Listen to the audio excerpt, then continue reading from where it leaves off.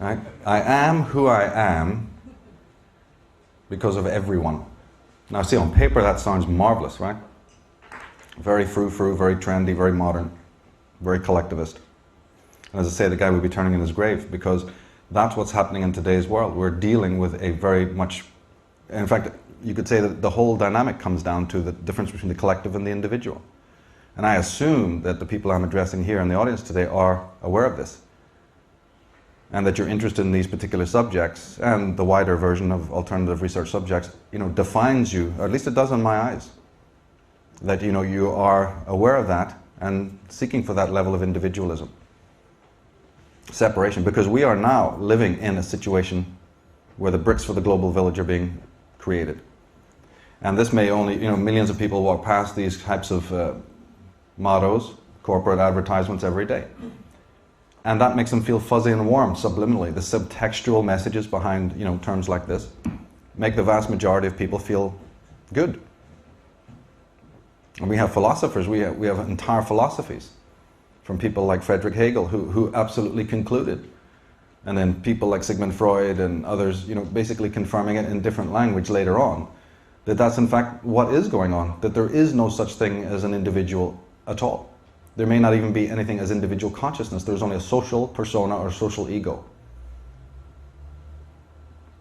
And that's quite frightening. And it gives rise then to thoughts about, well, my goodness, maybe the Magooans of the world, weren't entirely wrong. And that they were, on the contrary, on the ball. But another thing about shows like that, and from a British context, others as well, like Doctor Who and Blake 7, maybe from an American context, X-Files and V, and many, many others I could mention, films, documentaries. You'd wonder then, wouldn't you, that since 1960s or even the advent of television, why it is that with all these fantastic messages and scenarios and insights and mystical and metaphysical shows and programs, people don't change. It just doesn't get through, and yet you think in that medium, that would be the key medium. It's not necessarily didactic, it's not necessarily declarative, right? It's working with the right brain. How then with this, because not all television is negative, so you want to ask, wouldn't you, why is it that people remain the way they are? In a pretty much unconscious state. Why are the warnings and predictions of shows like that, and the insights that they offer, people just reduce it to fiction, as they've done with the works of Professor Tolkien and Professor Lewis and so many other works? One has to ask a question about that. Why remain indifferent? Why not, fundamentally change? Is it because people really want freedom from freedom? Is it because they're scared to death of what it means to walk the Siddhartha road? Is it because they don't really want truth, justice, and freedom? Now that's a very hard question and controversial one to ask, but everyone here should be asking it, because what happens if the answer happens to be yes? What happens if that is in fact true? Well, then that makes the people here a very select group. And the point I'd like to make is then you better be applauding yourselves, because even to get this far is an enormous success, enormous advancement. It also means that you've probably realized that you are your own teacher and that you are your own pupil, which is a very big step as well. To break through that dynamic, to realize that you are your own priest or your own priestess. There's no teacher, there's nobody teaching you anything, and the fact that you've even got this far implies that you're kind of aware of that. You've brought yourself here, so applaud yourself. And, feel good about that particular fact. It's very necessary in a situation in the world in which we are, where there are unconscious people walking around, and I'm sorry to have to say that, but when you walk around, that's what I see in people's faces and eyes, is an absence, an avoidance, and an escapism, chronically. But from what? Knowledge? No, it's something deeper than that. And reminds me also to say that even the teachers that Karen has assembled here and that turn up at other conferences and so on, these individuals, when we listen to them, are we aware that it's not just intellectual stimulation, it's not just food for the brain? It's something much more. You may be hearing about history, you may be hearing about Egypt, you may be hearing about Atlantis. But we have to fundamentally understand there's something deeper than just the knowledge. And the people who picked up the slack on their own time,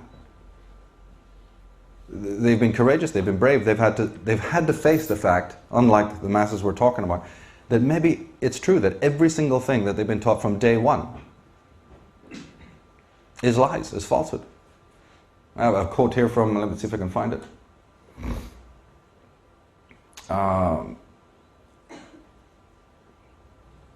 It was actually Godfrey Higgins.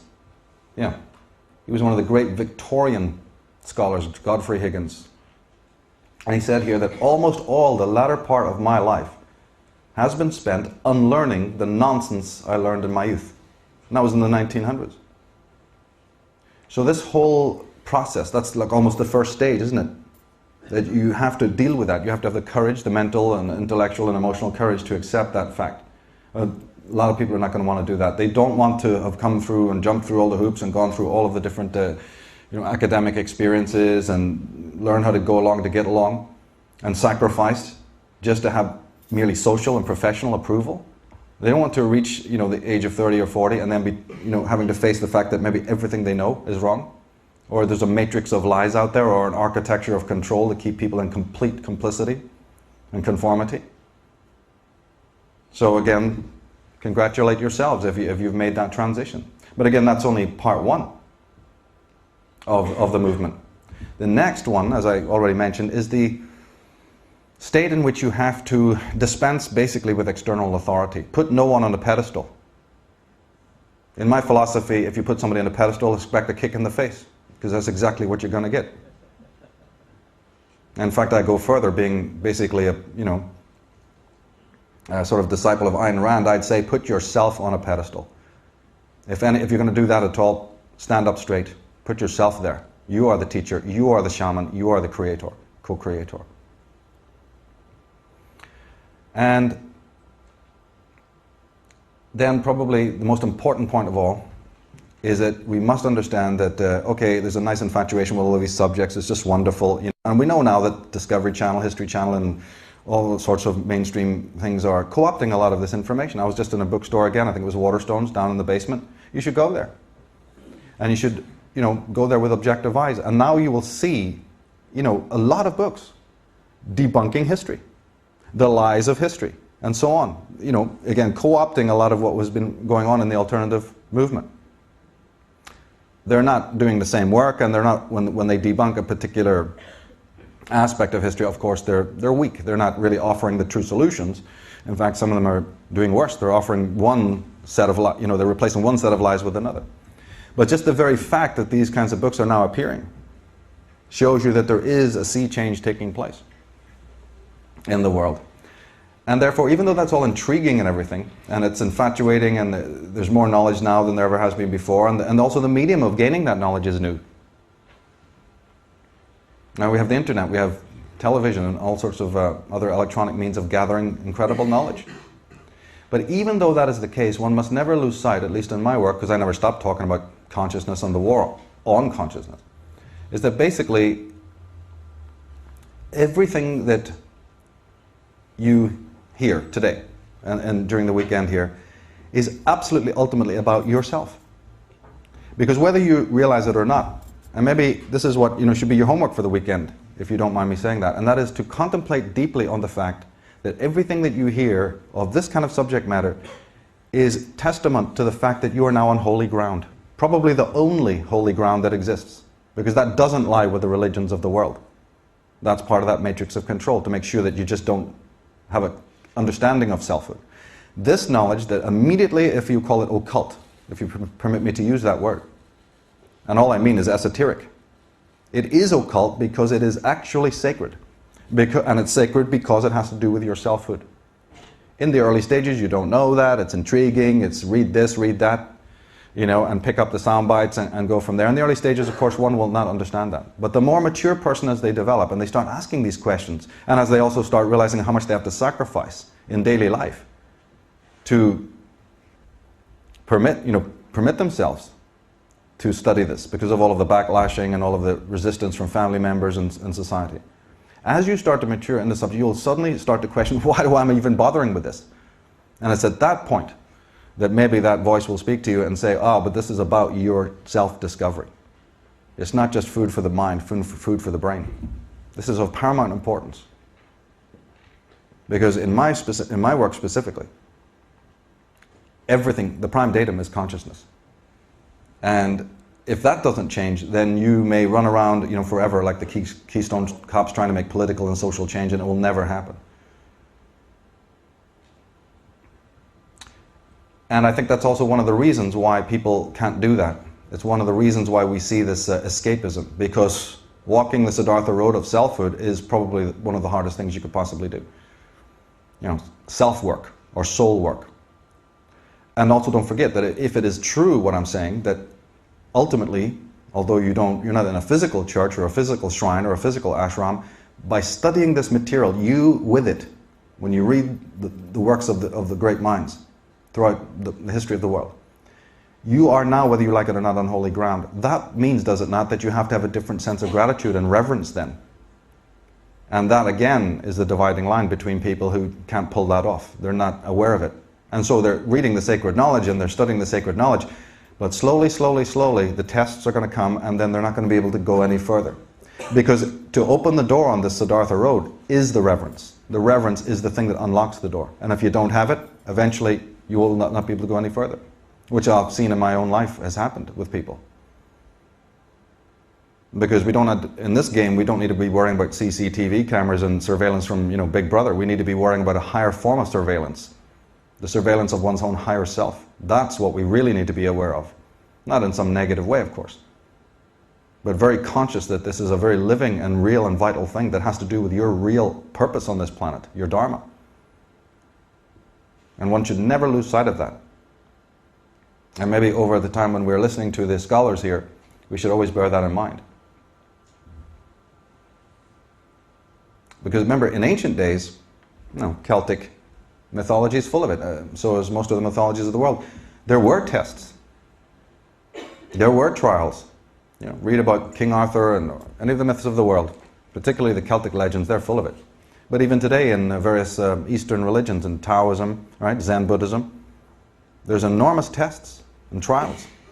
And though we in the West today may not have to prove ourselves by walking over burning coals, or fighting minotaurs and labyrinths or whatever way you want to look at it, there are still tests and trials of will, maybe a different order of tests and trials. And it won't take very long before we become familiar with what those are.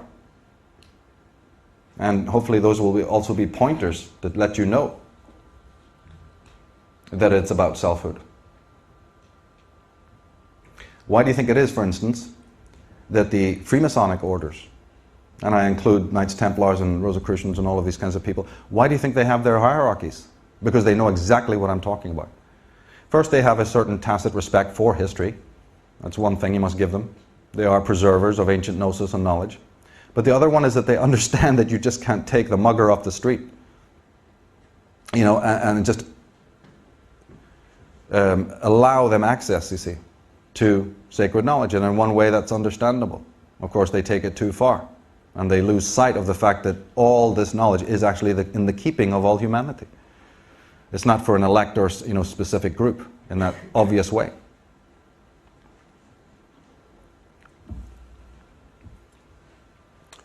But there's a price that comes with being a seeker after truth. From the emails that I get, from the communiques that I get, of course you get a lot of different kinds of things. But I often notice that there's a great passion in the people, especially from the younger, and they wish that they could just completely dive into this material. Not even have to work and not have any of those worries. So that they could really jump in and absorb it, and have nothing else going on in their lives except that. To be able to travel around, to be able to study endlessly. And that is incredible. But of course, the reality is that you can't. We have to have one foot in the world and one foot in that other holy place. And that is, again, a major struggle, as you well know. It's not too easy.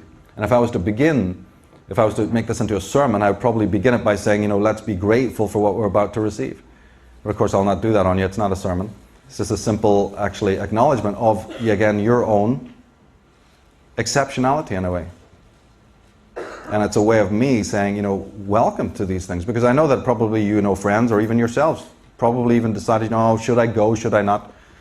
The traffic, the cost, or, it's far away. I mean, did anybody feel that way? Was there anyone here who did actually have in two minds whether to even come? We'll admit that. I mean, it's good. Let's admit this. If it was difficult, if those thoughts came up, but you made the choice, and that it needs to be acknowledged, and is a good thing. It's a very good thing.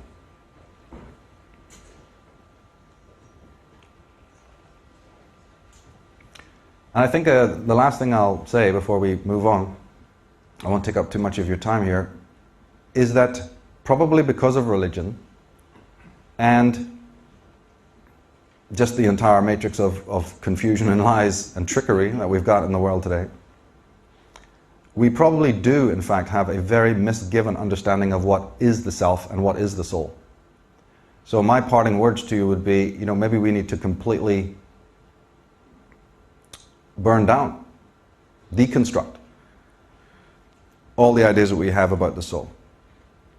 And my last point really will be that what happens, we've been talking about knowledge being sort of the road to selfhood.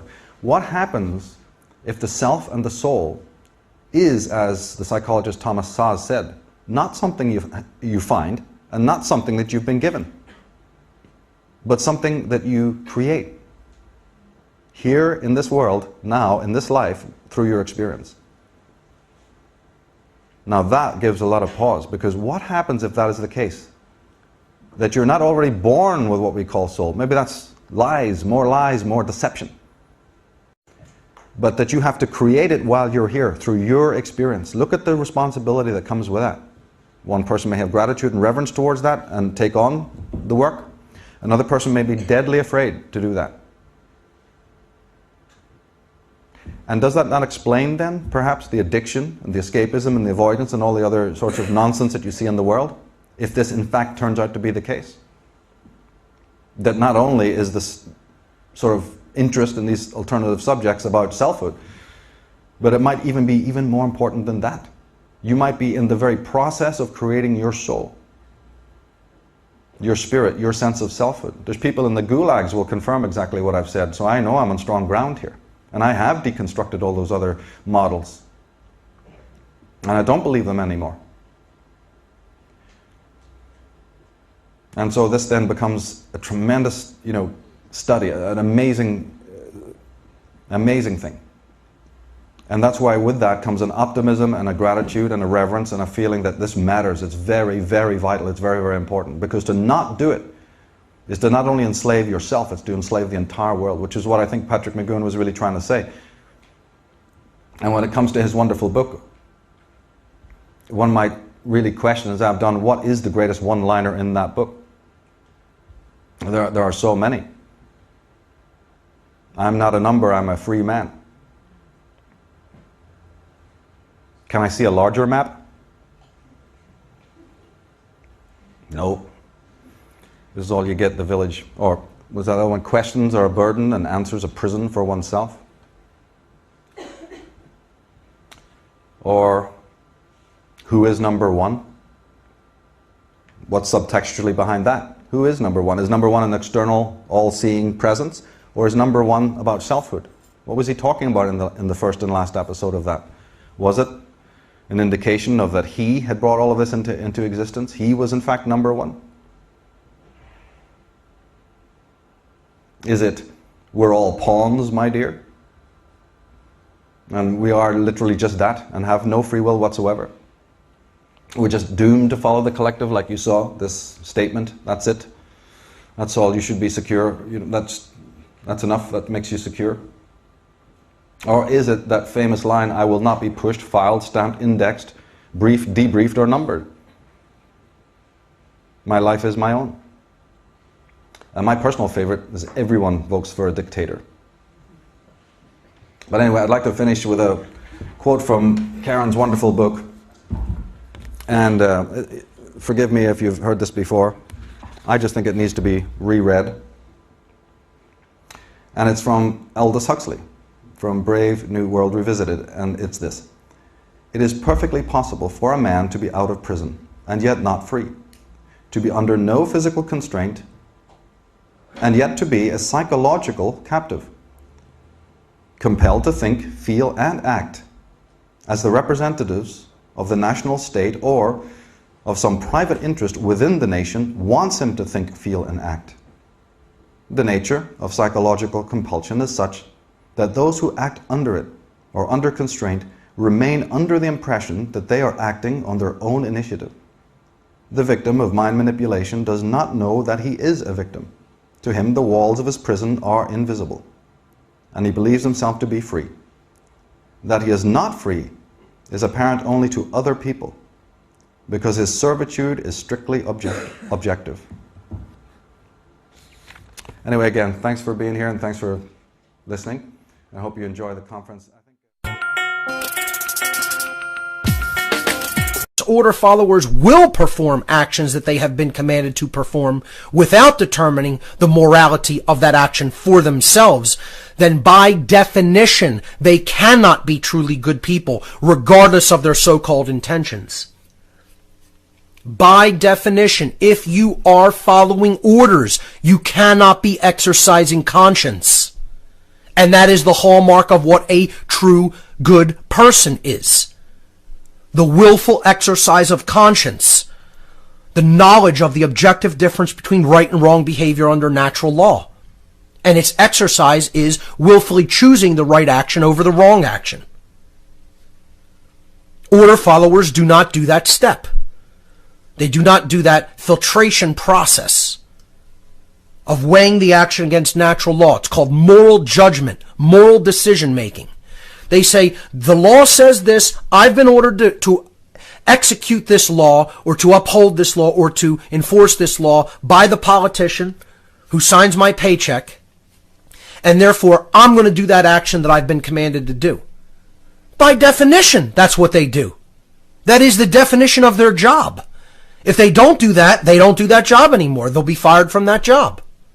Which is why I'm trying to say every person who considers themselves a virtuous, moral human being should quit the job of following orders, period. Because there is no virtue in following orders, and there never has been. It is not a virtue. Anybody who has been told that anybody who follows orders has any virtue has been lied to and has bought a lie. There is no such thing as virtuous order following. And that's an oxymoron. They are diametrically opposed concepts. There is no virtue in order following. It is virtueless. So the last sentence of this post, I'll just finish reading this. The eternal truth is that all order followers are and always have been bad people, and will continue to be bad people until they cease to be order followers. Period. Now that doesn't mean that someone who's not an order follower is automatically a good person. You know, someone who willfully exercises conscience on a continual basis is a truly good person, and they can slip up and do something bad. But no one who is actively performing the behaviors of an order follower in that moment is a good person. No one. Zero. Blanket statement. There's another thing people hate. The human ego hates absolutes, ladies and gentlemen. They hate absolutes. When you say 100%, no exception to the rule, always works this way. People in deep ego hate that, because deep down inside they hate truth. And when they hear hardcore, unwavering, indisputable, eternal truth, they hate that most of all, because the ego hates the absolute. It wants everything to be relative. The ego wants to find the tiny little exception, always searching for it endlessly, when there is no exception to an absolute law. Doesn't exist, cannot exist, will never exist. That's the power of the ego, ladies and gentlemen. It gets into the mind, it takes root, and it says, there has to be, this can't be this way. It has to be a different way. Because that would mean that everything I've been led to believe is a lie, and I was wrong, and I can't admit that. The amount of years it took me to get to this understanding, to keep saying I was wrong, over and over and over again. Not just once, multiple times, hundreds of times. I got an email recently, I can't remember the person's name, but they said, when I listen to your show, Mark, it makes me so angry because you keep saying things that I think and saying how wrong they are. And he's like, I just want to thank you for continuing to say them. Because it takes me time after time listening to say, really hear what you're saying, not what I want to hear in what you're saying, to really hear what you're actually saying. And make the recognition that I was wrong about how I previously felt about that. And all my thinking was wrapped up in emotional attachment. In emotional attachment to an idea, which wouldn't allow me to see the truth. I just thought it was, to me, something like that is a compliment. Not, it's great. People write and say thanks for teaching, thanks for taking your time to do this. Wonderful. See, something like that makes me realize that it's reaching people who were resistant to change at first. Very resistant to change. That's the people we have to reach, folks. Don't worry about me getting a little bit harsh, a little too harsh, or cutting off a supposed order follower. That's the least of our worries, folks, believe it or not. Get out there and teach natural law to the idiots out there who are making the world a living hell. That's what you need to be doing. You, the listener. And teaching people that is the solution. To stop doing actions that are violent. To stop doing actions that are coercive. To stop following orders. It's about the entire lesson of this world is what we need to stop doing. Not anything new that we need to do. Again, people want to say, I want to hear solutions. First of all, I gave you weeks of solutions, of grassroots solutions that people can get involved in to turn the entire dynamic on this planet around. The whole show is a solution. From the very beginning, it's solution oriented because it's about changing the way you think. And when you change the way you think, the external manifestation follows. The problem is people are too attached to erroneous ways of thinking. They want to continue to offer justifications for all this immoral behavior because of some familial connection they have to an order follower. The Nazis did the same thing, folks. They thought, oh, my father's involved in the party. My grandfather's involved. My cousin's involved. My brother's involved. My son's involved. It can't be bad. Yeah. It's how every totalitarian regime begins. With support from family members that don't want to admit that they were wrong and they got duped. We were talking about the lie of the moral order follower in the last few segments. We were talking about the justifications that people offer because they're somehow connected in relationships to order followers, and how their ego has them thinking emotionally regarding these people instead of logically, instead of from a natural law perspective. Natural law does not care what justification somebody offers for immoral behavior. It's a computer program, folks. I don't know how much more clearly I could put it. It's the other thing people don't understand. The universe is based on law. Unwavering law that doesn't care why you did what you did. It only says, did you do this? And it was immoral. It was based on coercion. It was based on violence, and you had no right to do it. Yes or no? Well, if yes, here's the consequences. If no, here's the other consequences. That's it. It's a computer program of pure logic and law. That's why it's not called natural suggestion. The laws of nature are not suggestions. They're unwavering, absolute laws that work 100% of the time, flawlessly at all times and places, everywhere in nature. Everywhere in the three-dimensional space-time continuum that we refer to as the universe. And people don't want to understand that. Because they want their mind to be God. They want their justifications to prevail. They want things to work the way they want it to work instead of the way it actually does. They can't get their ego out of the way. Because my father or grandfather was an order follower. And like I said before the break, the Nazis said the same thing, folks. So did every other totalitarian regime. You think those people didn't have mothers and daughters and sons and fathers, etc., that somehow offer justifications for all the things they did? People can't see they're in the same situation.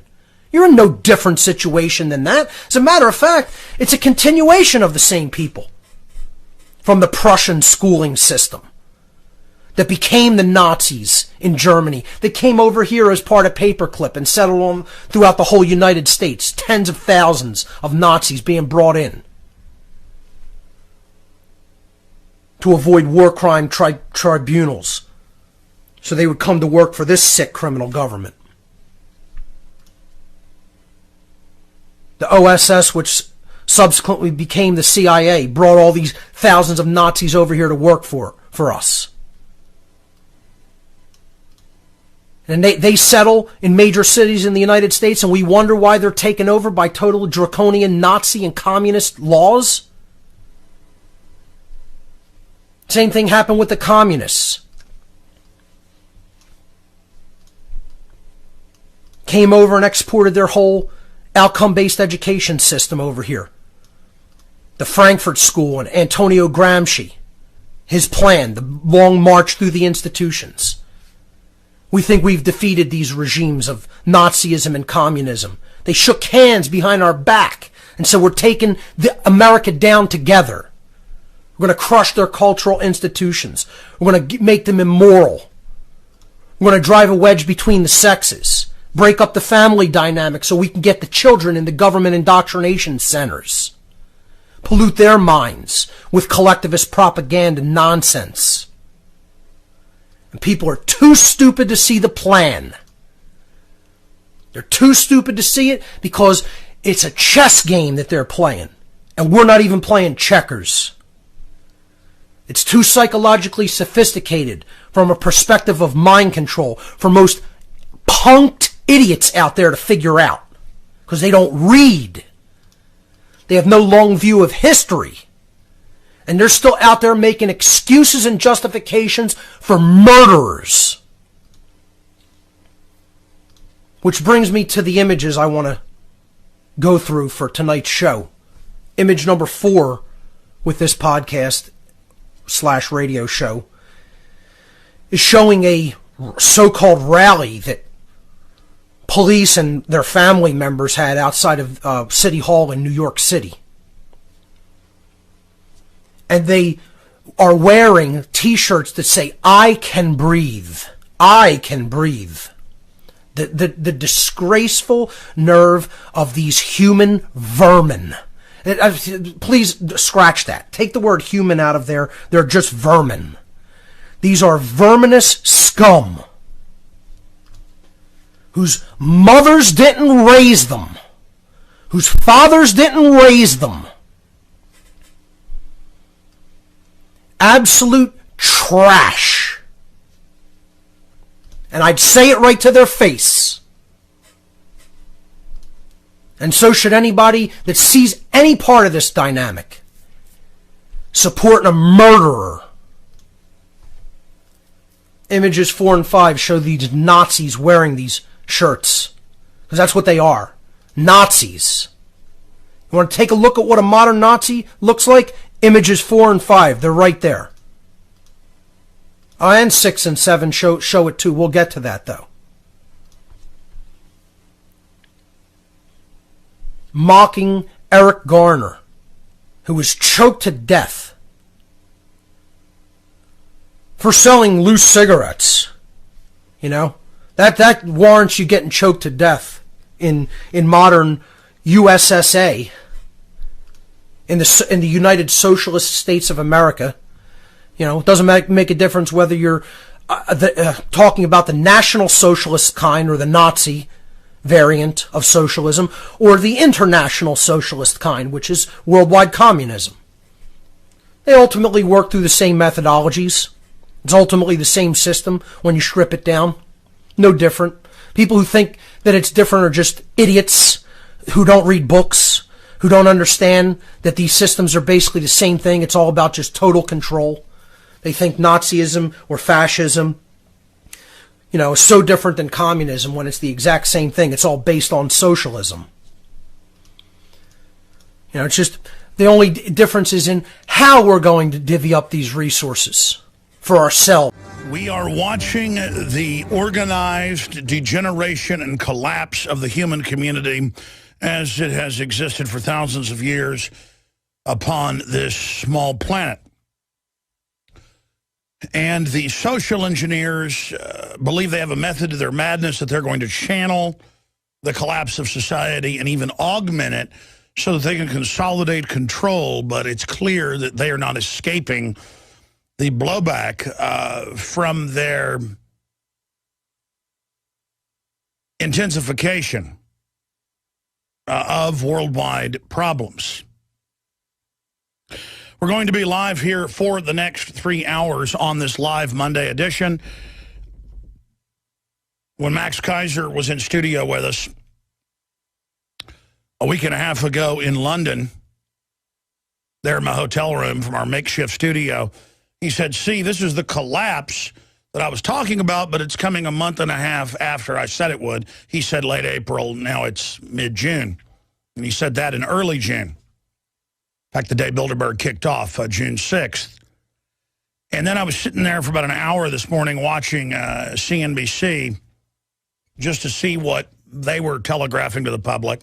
They always tell you things a long time after it's basically already been set up. And they were saying that you know, the Fed will slowly start cutting off QE infinity. So I guess that takes the infinity out of it. And that's why the stock market's down the last few weeks and why the dollar and other currencies have been dropping. And inflation is marked everywhere. I don't care what fake inflation numbers they put out, you know, in the newspaper. We all know inflation's up everywhere. And so we're going to be breaking that down with Max Kaiser when he joins us from London. That's where he lives, in the second hour. In the meantime, here's some of the other headlines up on Infowars.com. Journalist, TSA shamed my teenage daughter. That's the plan. Break your will. Train you that you're a slave. Set the precedent.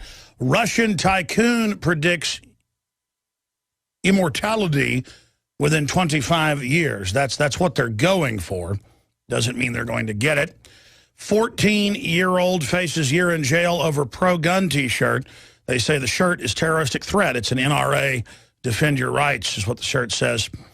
How evil, how un-American than to defend your rights. The next NSA snooping shoe to drop, pre-crime artificial intelligence. I've been telling you that for 15 years. Now that's mainstream news.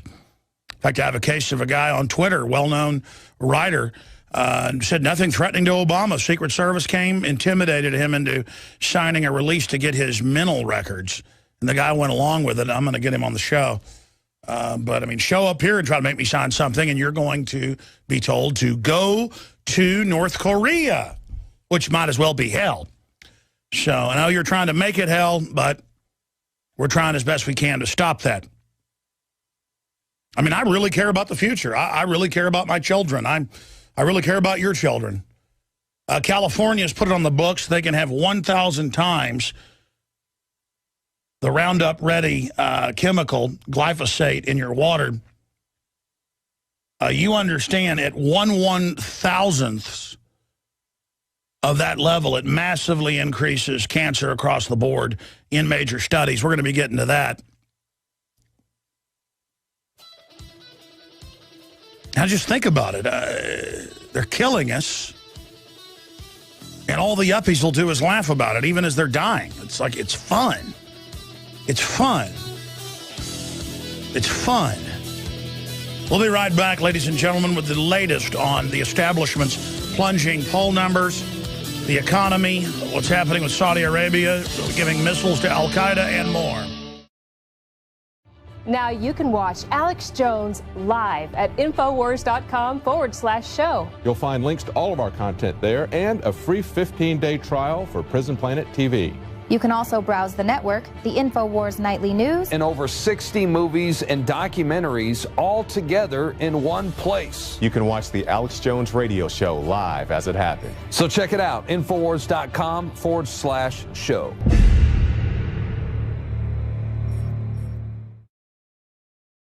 Ladies and gentlemen, it is Monday, the 17th day of June 2013, and this is just out via the London Guardian. Snowden, the truth is coming, and the government can't even stop it by murdering me. Avoiding a specific question on the scope of documents he obtained about the National Security Agency's surveillance program, former NSA contractor Edward Snowden suggested Monday that he believes the federal government wants to either jail him or murder him. Well, yeah, that's been in the news that they've been bragging about killing him, because it's not the U.S. government. It is a foreign mafia. Yeah, put that back up on screen for me. Business Insider is also reporting that. He's been doing a live chat with a bunch of newspapers for the last 2 hours and answering their questions. So we'll be going over more of that today. Also, Supreme Court strikes down Arizona voting rules, saying you don't have to show an ID that you're a U.S. citizen. You don't have to show a driver's license, nothing. So the government spies on everything you do,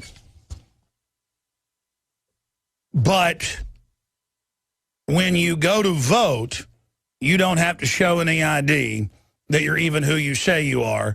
And the Democratic Party particularly has been caught in all 50 states engaged in retail voter fraud. People voting over and over again, illegals voting. If I went to Mexico and wanted to go vote in their election, they would want to see my driver's license or consular matriculum. You know, that's my whole thing about this amnesty. We talk about Mexico because that's about 80% of the people that are coming here.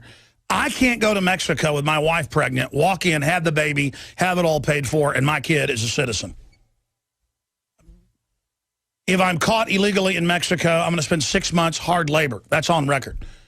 Now, I'm not saying do that to illegal aliens here, but the sense of hospitality in America is what's going to destroy us. And the sense of groveling to government as well. Groveling to uniforms, groveling to fake authority. And that's why they're putting code enforcers and bureaucrats in uniforms now, because the average American falls on their knees. I might do a test where I'd dress up like a king and walk around the street and tell people to bow. They probably will. I know if I put on a third world dictator uniform, they would. And it's comical when some militia person dresses up in a general outfit. Remember, some of the Republic of Texas, not the whole Republic of Texas, but some of them, you know, would go have rallies. There'd be like 10 guys. They were all generals. One guy's an admiral because he's got a bass boat. They'd have like, 4 stars on their shoulder in an army uniform redone, an army dress uniform. And one guy would have a Marine dress uniform. And they would announce, I am the president, because out at our, farm, my cousins voted me in as the president of the Republic of Texas. Sam Houston got voted in an election to be the president after he won the war, guys. You don't just skip all that and become president. And all he did was wear an insignia on his hat as the head of the Texas forces. And government's the same way. The Queen of England dressed up in a clown suit with a big crown is utterly ridiculous. Just like you look at some native in Africa or Latin America today, down in Brazil, wearing a big headdress and everyone's bowing down to them and they're real proud to the explorers and expect you to bow down because they've got a shrunken head hanging around their neck and a big feather headdress. Or if you go to New Guinea or something and visit the headhunters there, it's comical if you're an anthropologist there visiting with them. And it's comical, the police uniforms, the red carpets, the jumbo jets, the Air Force One, and thousands of other aircraft used by the federal government as generals and Congress people fly around like royalty. It is a giant corrupt group of con artists and criminals festooning themselves in dark suits, festooning themselves in red carpets and award ceremonies and titles, all with a bunch of inch-deep, mile-wide narcissist, totally unhappy, all dishonorable, completely cowardly, vapid, and not even alive.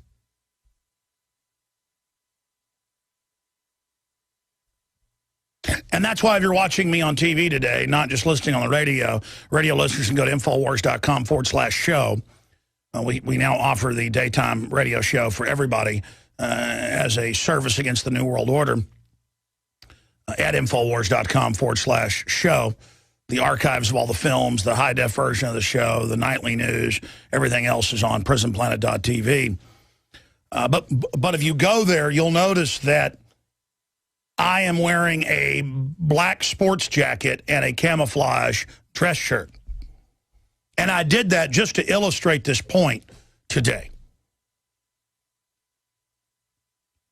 That everybody looks at the surface of things. Does someone have a short haircut? Is someone thin? Does someone have erect posture?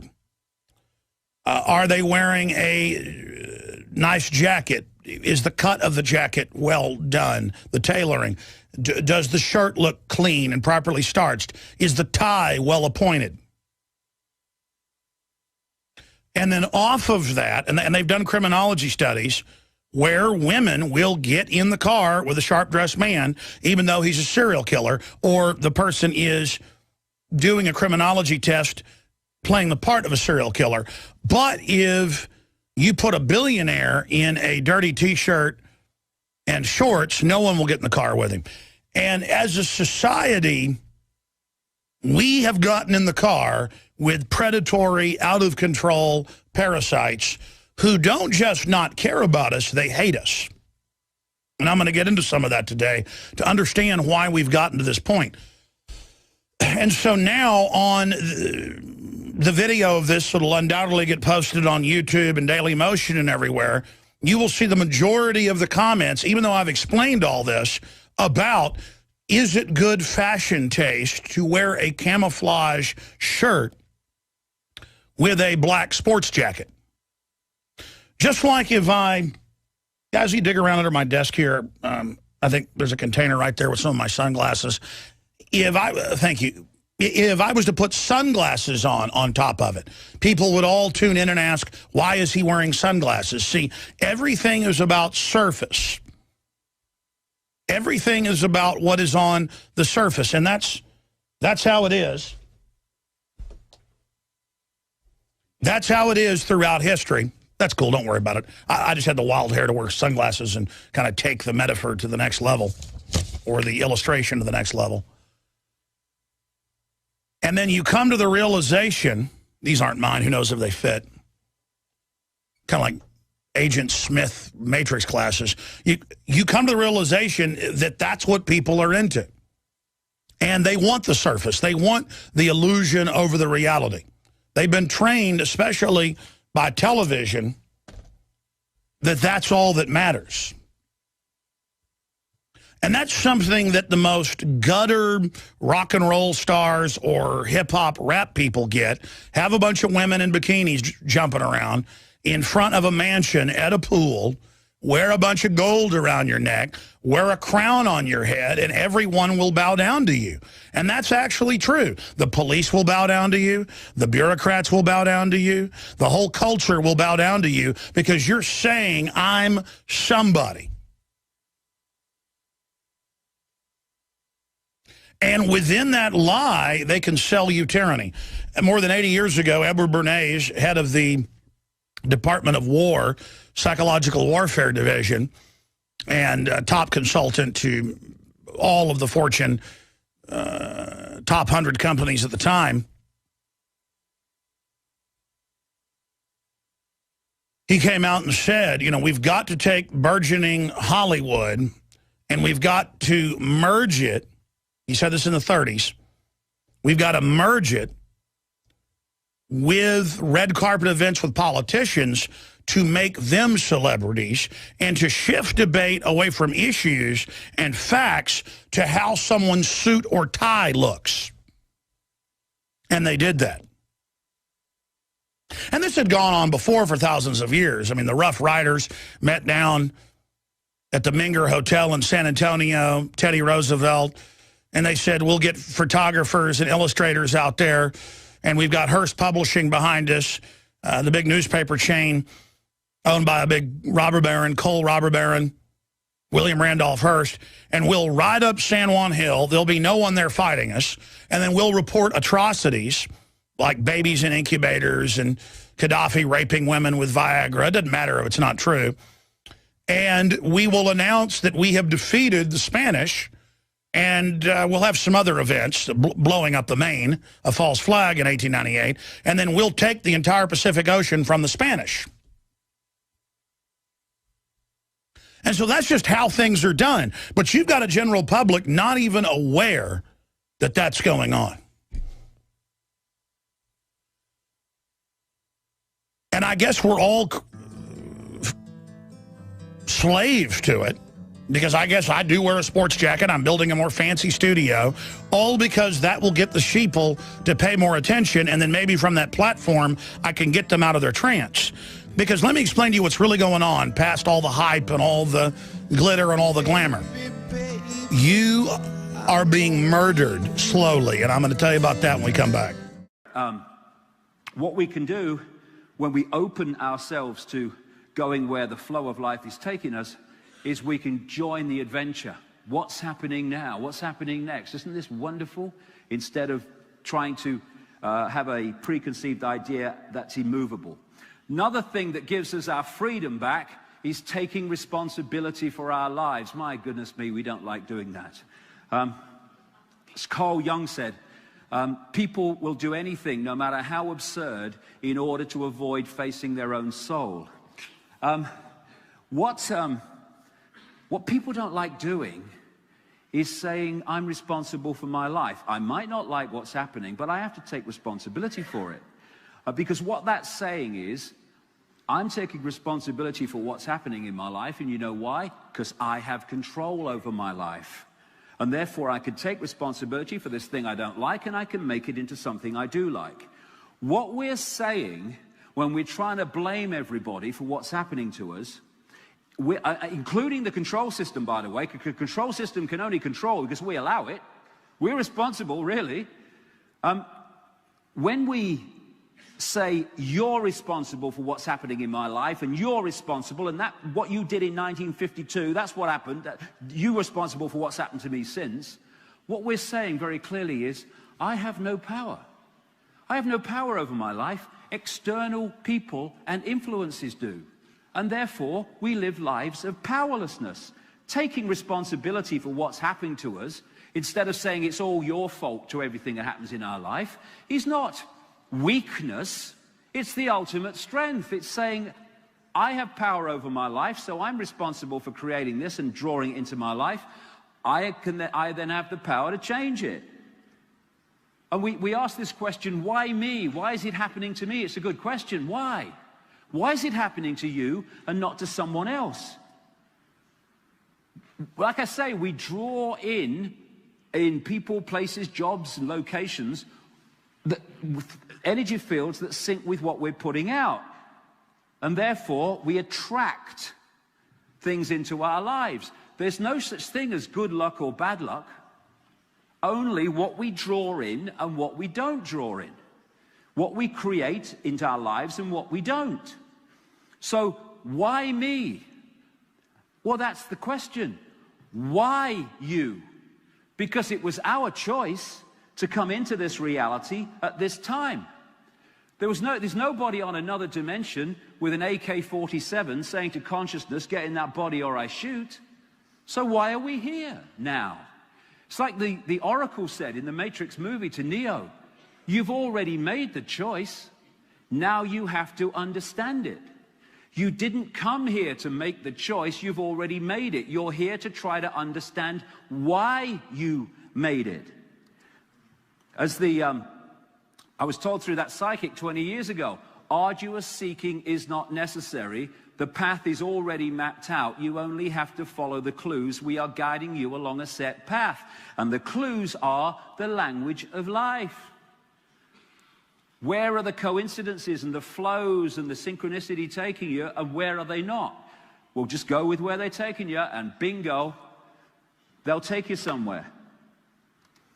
The thing is that we make the choice in the realms of expanded consciousness that the near-death experiencer was talking about, and we try to understand that choice whilst in the limitations of the lens, the body computer. So we say, oh, I'd never have agreed to this, or I never chose this.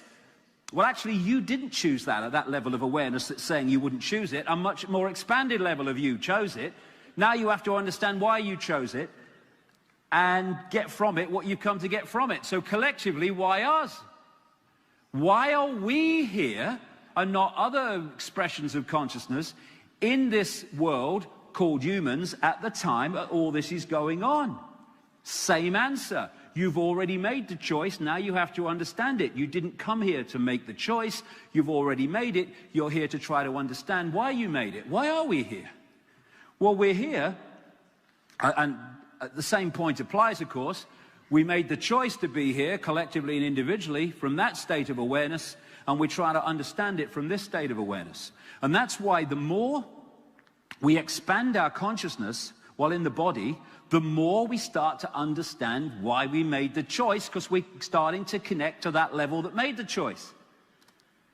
And I would say we're here to help to break the spell.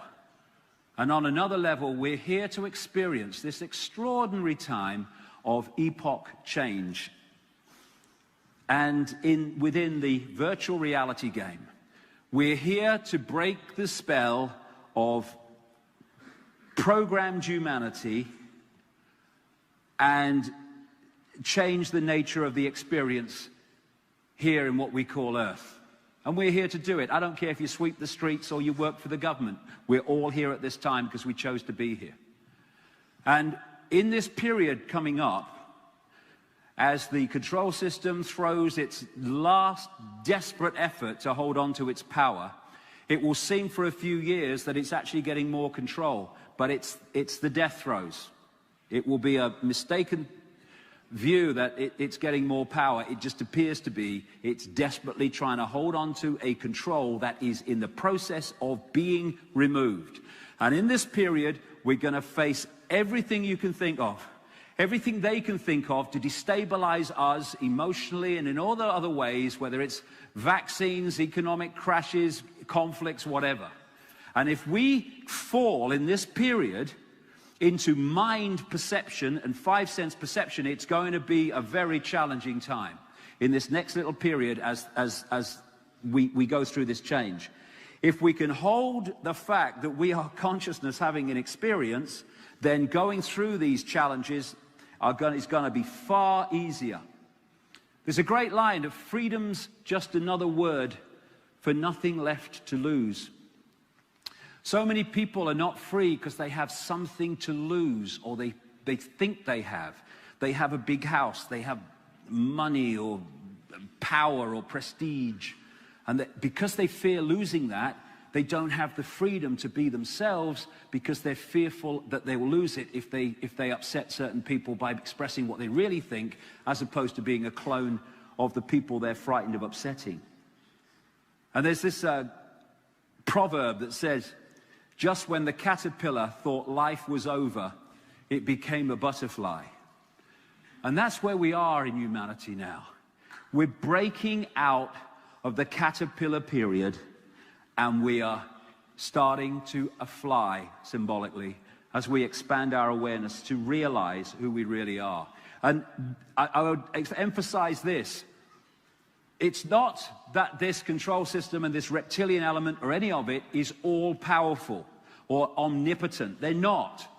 Anything that wants power over and is in the fear that this control system mechanism is in, desperate not to be uncovered because of the consequences, then you are in a low vibrational state.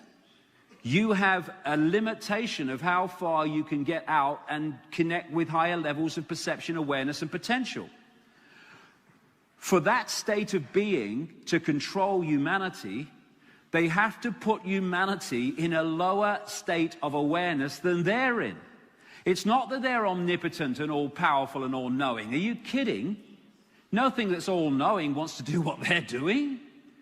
What they've had to do is put us in a smaller box by suppressing knowledge and all the rest of it we'll be talking about today. So when we awaken, we have the capacity to expand our consciousness, our awareness, because we don't want control over other people and all the things that the control system wants and is in fear of losing, and all the insecurities that come with that. So we can actually expand our consciousness in a way that the control system mechanism cannot.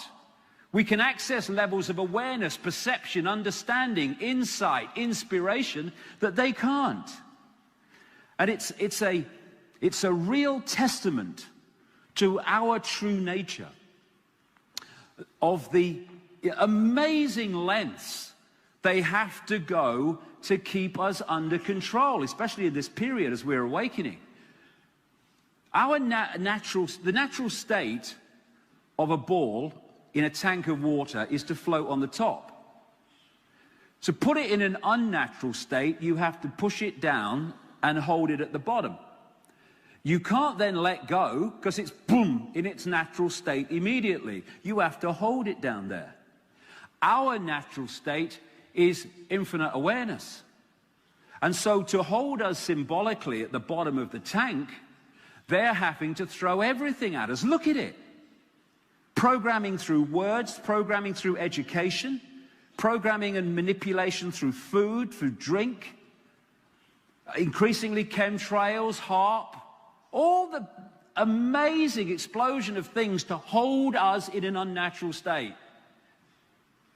And it's just a matter of time before it's no use and will no longer work. This says, okay, I'm waking up, so what do I do now? Well, this is the first thing. Stop making excuses. All over the world, there's people that have woken up and they've seen that what's happening is not what they thought it was and not what they want it to be. But then they do nothing. They find excuses not to do anything. And if you awaken to seeing what's happening and do nothing, then don't complain when it moves on.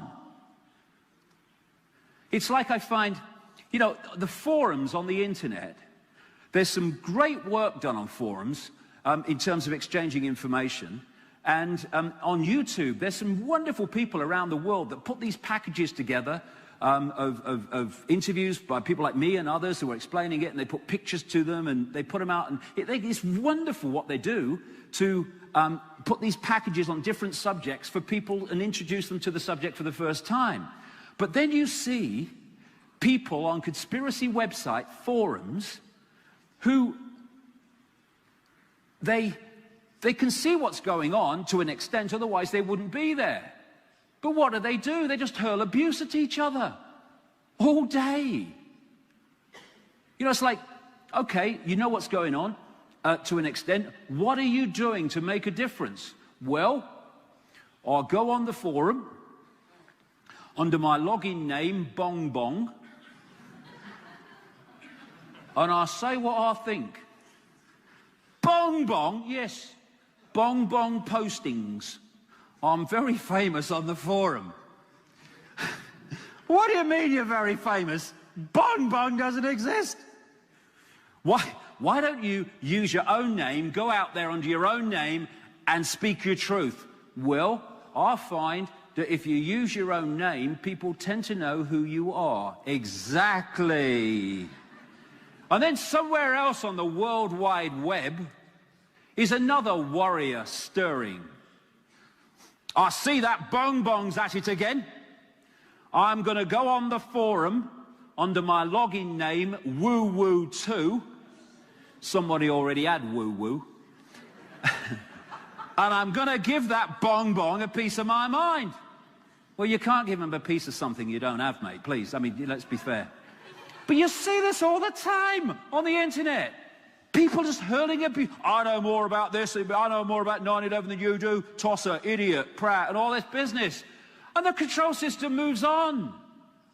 And I can understand people who are closed to what's happening in the world, who do nothing. They don't think there's anything to do anything about. But those who have woken up to an extent and are still doing this rubbish, this self-obsessed nonsense and making no difference at all, because it's easy to do that. I'm Bong Bong there. No one knows who Bong Bong is. To go out and speak your truth and stand for what you believe in, that's different. And if the control system wants us to shut up, then we have to shout louder. That's how change comes about. Non-acquiescence. Human race, get off your knees. What are you doing down there? Your infinite awareness. What are you on your knees for? On your knees to politicians, to police state, to religions. What's going on? It's like Martin Luther King said, a man can't ride your back unless it's bent. And we need to stop bending our back. And I say this to these people in uniform, in the dark suits, in the administration of government, and in the uniforms of the military. You too have children and grandchildren that this control system is aimed at enslaving. What are you going to say to your children when they say, Mummy, Daddy, Granddad, Grandma, what were you doing when the control system came in? Well, actually, I was helping to bring it in, dear. I mean, and there's some people going to have to face that, but what we can do is say now, we're not doing it anymore. To withdraw from these uniform professions, or at least refuse to do things that we know are unjust and are about control and suppression and not about justice. And what's wonderful, I have to say, is that more and more people in the system are starting to break ranks. It's just starting to become evident. And so I think that I can and should be using my time going forward to, basically give back to the society. And wait, hang on. Yeah. What do you mean get back to the society? What has the society given you? Yeah, I'm going to say my education and stuff like that. I'm not exactly sure how to answer that one. Wait, do you mean like your government school education? This is something you really... I don't have an enemy bad enough that I want to pay them back for that, because it would involve a huge amount of fucking napalm. So I'm not sure what you mean by... What has society given you? Well, at very least, the opportunities. I do not defend the equal outcome, but the equal opportunities I do. And I think that some people need extra help to be able to either identify or get those opportunities. And I may be able to help you. I'm just curious. I'm not saying don't be generous, don't be charitable. But this, I really, and I've used this phrase before, and I'm aware of that, but I do have a challenge with give something back to society. Because let me tell you what good people give society. Do you know what good people give society? A lot of suffering. Because society is largely composed of parasitical shitheads out to rape and pillage any productive person they can find in order to avoid work and buy votes. That is society as a whole. A squalling, open-mouthed, baby beak full of suck the worms out of mommy and daddy so that they don't have to roll off the couch and do something productive with their lives. That's a lot of society. A lot of society. There's this woman, her last name is Slaughter, believe it or not. And she is a Princeton professor, and her husband is a Princeton professor. They have 2 kids, 2 sons, I think it is. And she said, you know, when she was a Princeton professor and her husband was a Princeton professor, she had no problem at all with work-family balance. Well, yeah, if you work 5 or 10 hours a week and you get 3 or 4 months off in the summer, and every 3rd or 4th year you can take a whole year off for a sabbatical, I don't think you're going to have much trouble with work-family balance either. But then she decided to take a job as Hillary Clinton's number 2 at the Secretary of State. She became Hillary Clinton's assistant. And then she left her family. She moved to Washington 5 days a week. She'd come home on the weekends, just like Schwarzenegger would, except she didn't bang as many maids.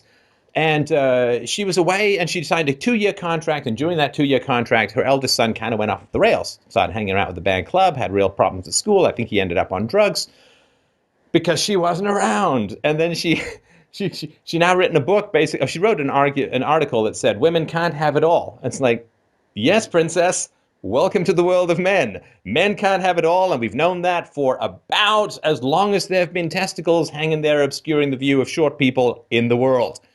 So yes, I get it. You can't have it all. You know, it's funny, I can't be there for my children and at work. Gosh, men have been so hysterical about this, and it comes as such a huge surprise to a man every single morning. Gets up, puts on a suit and tie, gets in the car, drives to work, and he's like, wait, I got to do this again? I want to stay and play with the kids. That looks like you got a new sandbox. I want to play with the kids. Why have I got to go to work? I want to have it all. Can't have it all. You're a guy. So we've known all of this, but to a lot of women, particularly women in state-protected industries like academia, it's a big shock when they actually have to work for a living and have a tiny taste of what it's like to be a man for a while. Oh, no, I can't have it all. I have to make decisions and compromises and changes and this and that. And this is the reality of the society we live in, where it comes as a genuine shock to highly intelligent women that you can't be in 2 places at once. You know, to me, anyone who says you can have it all can never have an alibi in a crime, because they apparently can be in 2 places at the same time. So there you go. So I don't know what it is that you owe society. Society has been using your money as debt collateral to sell your children into slavery. Society stuffed you into unbelievably shitty government schools so that fat government teachers could get their loathsome spotty behinds on chairs, sit there, stare at you placidly, recite boring shit, and have really nice pensions at the end of it all. And so what do you owe? What have they done to you? What has society done for you that you owe this big giant gift back to society? And again, I'm wide open to the possibility, but I can't quite see it myself. Yeah, well, I think that this is all very recent. I have no plan about, going forward. The thing is that the way our taxes are used is by no means something that I approve or can do anything about. And that also works against my will of going back to work, since I really don't feel that I have to. Oh yeah, no, you don't owe, you owe society the legitimate and natural suffering that comes from having the hypocrisy and immorality of society exposed. You owe society a giant Moe, Curly, and Larry poke in the eyeballs. That's what good people do to society, is they inflict the legitimate suffering that society has earned through its cruelty and dominance. That's what you owe society. Yeah, well, that's it. I don't think that I owe. It's more like I want to. No, but what did society give you? That's what I'm still trying to answer. Look, on the farm, the cows could say, well, I'm really grateful for the electric fence and the feeding that I get and the water that I get and the little bit of grass I get to wander around on.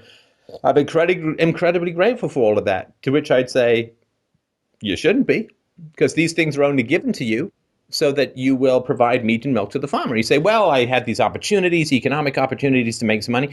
Society didn't give that to you because it likes you. Society gave that to you because in a relatively free market, there's enough economic productivity that more parasites can feed on the host. You know, why do you give the cow food? Because you want to eat more cow, and more food equals more cow.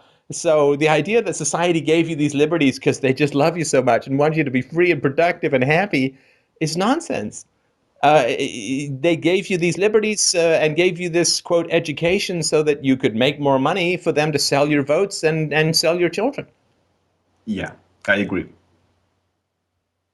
Yeah, but still, well, I think that all of us, if given the opportunity to,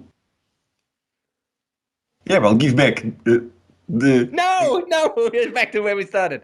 Yes, Don't I'm give me sorry. this. Look, if you want to do generous things, that's fine. And look, this is the great challenge. So I'm just going to ask you to relax for a moment while I get this off my chest. Okay. At which point I should end up with the chest of a 11-year-old Japanese girl. But I mean, I really, really want to be generous to society. I mean, I want to. I would love to have someone to give back to. I'd love to feel that I was paying back a legitimate obligation that society had provided to me by doing what it is that I'm doing. And it's really hard to give back to society because society is kind of stupid in a lot of ways, right? I'm not just talking YouTube comments, although they don't help sometimes. But it would be really nice if society, A, recognized that they kind of screwed and shafted the young by jamming them in bad schools, by having intelligent rhetoricians and sophists convince their mothers to go off to work and dump them in daycares, by using their future productivity as collateral to sell off their lives to foreign banksters, to threaten them with wars, to threaten them with global warming catastrophe visions and Thermageddon blowing up the whole planet. And I mean, it would be, if society wasn't just so unbelievably wretched, particularly to the young, I'd love to live in a society where I felt, wow, the society is really great. What a wonderful society. How much it encouraged my mother to stay home and breastfeed me, and how much it encouraged my mother to not spank me, and how much it encouraged my parents to stay together and really stuck it in there to make sure they could hang out and do better things, and how much it has protected the future economic potential that I have, and how much it's really protected my capacity to earn a living and be productive and save for my own retirement, and how much it loves liberty, and how much it's willing to make me be free and encourage my freedoms and so on, and how much it encouraged education that served my needs rather than served the needs of government unions and so on. Like, I'd love to live in a society where I felt a genuine love and respect and gratitude for that culture and society, to the point where I would be very happy to pay it back with blood, sweat, tears, and toil in the raising of the lamp of virtue above the darkened landscape of the future. That would be wonderful. That ain't where we're living. And it ain't even heading in the direction that we want it to go. It's kind of heading in the opposite direction. I mean, this could be just from having to put myself into the face-shredding cheese grater of democratic, quote, debates, which is basically a war of, hey, we'll give you more free shit we pillage from other people. No, I'm going to give you more free shit that I pillage from other people. More, free, infinity, forever, no limits, free. And anyone who says otherwise, anyone who says we can't give you free stuff is just a bad person who wants to steal from you what is rightfully yours. So that you're looking at that, squalling maggot pit of entitlement, bribery, corruption, and human filth. Yes, it's a little hard to stomach, and maybe this is sort of where I'm coming from. And anytime I talk about historical facts on this show, every idiot and their typing in with their face dog brain comes and says, "Oh, you said that colonialism had some positive aspects. I guess you love slavery." Like, oh my God, people are just such idiots. I mean, this is not the majority of the listeners, or maybe it's just a few minority who feel that their stupidity is a wonderful Shakespearean sonnet that has been tragically locked away in the door of their own cave-dwelling, neck-beard-growing, mouth-breathing idiocy. It's just been kept out of the light, needs to come up like a rocket. They need to spray their idiocy across the sky of the human intellectual landscape, because these fireworks just shouldn't be set off in a toilet. Let's bring them outside. My stupidity should paint the sky purple and red and glowing colors and all that. And the confidence by which people are just so idiotic is something that almost never gets any pushback from society as a whole. I saw Bill Maher the other day. I'm not a Republican, as everyone knows. I saw Bill Maher the other day. And he was like, oh, the Republicans are just complete idiots, and they live in a bubble, and they're addicted to Fox News, and they're know-nothing, just idiots, right? And no doubt, Like, there was no doubt, in the same way that the Democrats, Hillary Clinton was saying, well, yeah, more than half the country are my sworn enemies and they have nothing of value to offer and they should really be put down like the rabid dogs that they are. I may be paraphrasing a little, but I'm pretty much reading the subtext. And there's no doubt. I can find some great points from the left. I can find some great points from the right. Because only an idiot thinks that there's a bichromatic bifurcation in human thought where there's pure good on one side and pure evil on the other side, and it's a Manichaean battle of Thor against Satan. But this is what goes on in society. And you see this all the time. What do you owe these people? You owe these people a mirror. That's what you owe them. You owe them a mirror. You hold up a mirror to society and watch it squirm because it doesn't look like it thinks it looks. You hold the mirror up and they don't see some hero who should be standing on the prow of a ship, king of the world. That's not who they are. They basically are like orcs with bad skin and bad breath and tusks coming through their cheeks and eyeballs hanging and zombie orcs. This is what you owe them, the accuracy of showing back to society exactly what they look like. And that will make them suffer. But that's okay. The doctor, when you go to the doctor and you're fat, you know what the doctor does say to you? Hey, you're fat. You really should lose some weight. That's what my doctor said to me. I mean, I was never fat, but, I had to lose 20 or 30 pounds. And the doctor said, hey, you're a little overweight. I'm like, you're actually right. I think I'm going to fix that. And I give up chocolate and all that. So, what do you owe society? You owe society a clear-eyed reflection of who they are, which will make them scream, because everyone thinks they're a romantic hero, but basically they have the starring role in a horror movie called themselves, and you got to hold that mirror up so they see what they look like. That's how they're going to change, because as long as they think they're pretty when they're ugly, as long as they think they're smart when they're dumb, they don't have enough pain to change. Clearly, it was good for you when you were a kid. It must be great for society because they're all big people and should never scream when they look in the mirror and see who they really are. That's the end of the rant. Thank you very much. Please go on.